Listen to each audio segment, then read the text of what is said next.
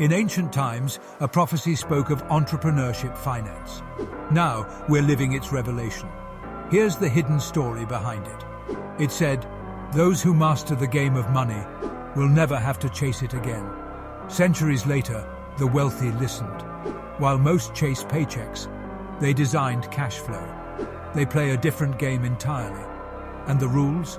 They're not taught in school. They're whispered behind closed doors.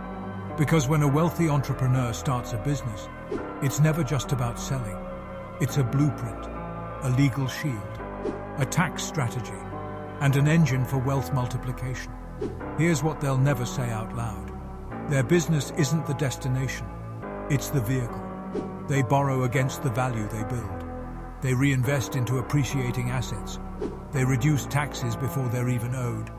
And they use other people's money to grow their own.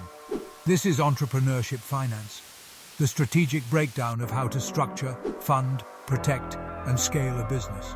Not just to earn, but to create generational wealth. It's not magic, it's a method, and it's been hiding in plain sight. Follow for more. Your future self will thank you.